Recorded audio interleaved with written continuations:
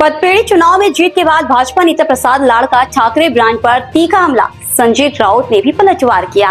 प्रसाद लाड़ ने कहा कि ठाकरे ब्रांड इस बार पूरी तरह से पराजित हो गया है। लाड़ ने तंज कसते हुए कहा कि जो लोग किसी भी प्रकार के सहकारी कार्यों का अनुभव नहीं रखते और सिर्फ नाम के सहारे चुनाव लड़ने उतरते हैं, उन्हें हार का सामना करना ही पड़ता है। पतपेड़ी चुनाव पर संजय राउत का पलटवार, कहा इसमें राजनीति खोजने की जरूरत नहीं। पतपेड़ी चुनाव को लेकर भाजपा नेता प्रसाद लाड़ के बयान के बाद शिवसेना के नेता संजय राउत ने पलटवार किया है। संजय राउत पर निशाना साधते हुए लाड़ ने कहा कि राउत का काम केवल आरोप प्रत्यारोप तक सीमित है, इसके अलावा उनसे किसी तरह का ठोस काम नहीं होता। उन्होंने दावा किया कि मराठी जनता ने ठाकरे ब्रांड को उसकी औकात दिखा दी है। प्रसाद लाड़ के इन बयानों के बाद महाराष्ट्र की राजनीति में एक बार फिर से गर्माहट बढ़ गई है और माना जा रहा है कि आगामी चुनाव समीकरणों पर भी इसका असर देखने को मिल सकता है। पतपेड़ी चुनाव को लेकर भाजपा नेता प्रसाद लाड़ के बयान के बाद शिवसेना के नेता संजय राउत ने पलटवार किया है। राउत ने साफ शब्दों में कहा कि उन्हें इस चुनाव की अधिक जानकारी नहीं है और ऐसे चुनाव राजनीतिक दलों के आधार पर नहीं लड़े जाते, इसलिए इसे लेकर ज्यादा हंगामा मचाने की जरूरत नहीं है। राउत ने भाजपा पर तंज कसते हुए कहा कि इस चुनाव में जीत को लेकर भाजपा को इतना ज्यादा गर्व नहीं करना चाहिए। उन्होंने कहा कि पतपेड़ी जैसे चुनाव सामाजिक और सहकारी कार्यों से जुड़े होते हैं, इन्हें राजनीतिक जीत हार से जोड़ना गलत है। राउत के इस बयान के बाद दोनों दलों के बीच बयानबाजी का दौर और तेज होने की संभावना जताई जा रही है। बघा, माझ्याकडे याविषयी माहिती नाही, मी परत मगाशी हे उत्तर दिलं, कारण मी या विषयात फार लक्ष दिलं नाही। या पतपेढ्यांच्या निवडणुका या बेसिकली ज्या ट्रेड युनियन्स असतात त्यांची ताकद काय याच्यावरती असतात। माझ्याकडे पूर्ण माहिती नाही काय झालंय। भारतीय जनता पक्ष म्हणतोय की ठाकरे ब्रँड फेल होणार। ठाकरे ब्रँड कधीच फेल होणार। मी जोपर्यंत माझ्याकडे या विषयावर पूर्ण माहिती येत नाही, काय झालंय निवडणुकीत कशा प्रकारचे निकाल लागले, तोपर्यंत मी या विषयावर बोलणार नाही। पतपेढीची निवडणूक म्हणजे काय परीक्षा नाही, ही चाचणी परीक्षा सुद्धा नाही। लोक एकत्र आले, निवडणुका लढले असतील। ज्या युनियनचे जास्त सदस्य असतात बरं का, तिथे बऱ्याच काळापासून शरदराव यांची निवड हे आहे आणि शरदराव यांचं बहुमत महानगरपालिकेच्या त्या युनियनमध्ये असल्याची माझी माहिती आहे, मला माहिती आहे। त्याच्यामुळे त्यांना यश मिळण्याची शक्यता जास्त आहे। या निवडणुका पक्षीय बलावर लढल्या जात नाही।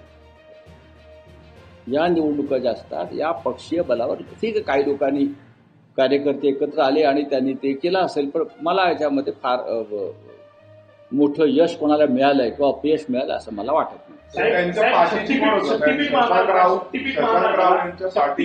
शशांक राव यांचं पॅनल जिंकलं असं मला कुणीतरी मेसेज करतो। त्यांचं बहुमत तिथे आहे पहिल्यापासून, हे प्रत्येक ठिकाणी होत आहे।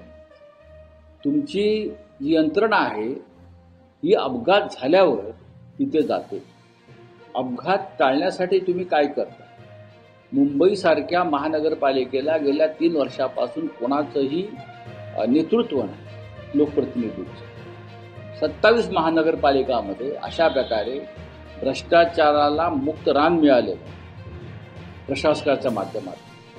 मुंबई बुडाली, पुणे बुडालं, नागपूर बुडतंय, नांदेड बुडालं, मराठवाडा बुडाला। याला जबाबदार कोण आहे? याला जबाबदार सरकारची धोरणं। आतापर्यंत काही झालं की आमच्यावर खापर फोडत होते, आता 3 वर्ष तुमच्याकडे आहे ना, प्रशासनाकडे। कसा चालतोय माहित नाही। एखादी संस्था 25 वर्षापूर्वी हातात आली, तिला ओरबडून काढण्याचं काम या लोकांनी केलं आणि त्यामुळे मुंबईतल्या कामगारांनी, मुंबईतल्या जनतेने, मुंबईतल्या मराठी माणसांनी यांना यांची जागा दाखवली आणि खऱ्या अर्थाने ठाकरे ब्रँडचा धुवा उडवला। आता तरी मीडियाच्या माध्यमातून, मराठी मीडियाच्या माध्यमातून ठाकरे ब्रँडचा बोलबाला बंद होणार आहे का, हा प्रश्न देखील मला आपल्याला विचारायचा आहे। सामंतांनी असं म्हटलंय की खरं तर भाजपकडे पैशांचा आणि यंत्रणेचा ओघ होता आणि यापुढे आम्ही कमी पडलो असं नाही। हे तर प्रत्येक वेळेला असतं। मी तर सकाळी वाट पाहत होतो की संजय राऊत काहीतरी बोलतील, पण ते बोलले नाहीत। निवडणूक हरले की बॅलेट पेपरवर नव्हती म्हणून हरले, पैसे वाटले म्हणून हरले, लोक विकत घेतली म्हणून हरले, दादागिरी केली म्हणून हरले, आरोप केले म्हणून हरले, पोलीस पाठवले म्हणून हरले, हे एक स्टँडर्ड लाईन यांना उद्धवजींनी लिहून दिलेलं आहे आणि त्या लाईनवरती त्यांचा बोलवाला असतो. माझं म्हणणं आहे की मुंबईतल्या जनतेने शशांकराव आणि प्रसाद लाड हे दोघेही ज्या पद्धतीमध्ये उभाटाच्या विरोधात किंवा ठाकरे ब्रँडच्या विरोधात लढले आणि खास करून उभाटा ठाकरेच्या विरोधात लढले, त्याला जनतेने त्यांची जागा दाखवून दिली. आरोप केला जात होता की पैशांची माफी न वाटली. संदीप देशपांडे तर पत्रकार परिषद घेऊन त्यांनी दाखवलं की कशा पद्धतीने पैसे नाही, तो नवीन नवीन कोंबडा आता आरवतोय सकाळी झाल्यासारखा. मी काल परवा म्हटलं होतं की संजय राऊत त्याला चावला का, तर आता कळेल त्याला काय त्याची परिस्थिती झाली ती. खरं असं आहे की आरोप करणं फार सोपं असतं. सहकारामध्ये काम करणं, संस्था उभी करणं, संस्था मोठी करणं, संस्था चालवणं हे फार कठीण असतं. संदीप देशपांडे असतील, संजय राऊत असतील, यांनी एखादी संस्था चालवावी, एखादी संस्था उभी करून दाखवावी. मला एक सांगा, ठाकरे असतील किंवा ठाकरेच्या पक्षातील लोक असतील, यांनी एक तरी कुठली संस्था चालू केली आहे का? आदित्य ठाकरेंनी कुठली शाळा चालू केली आहे का? एखादं हॉस्पिटल चालू केलं आहे का? एखादी पतसंस्था, एखादी बेरोजगार संस्था, एखादी मजूर संस्था, एखादी पगारदार संस्था चालवली आहे का? यांना फक्त आरोप करता येतात आणि या आरोपापलीकडे यांना काही करता येत नाही.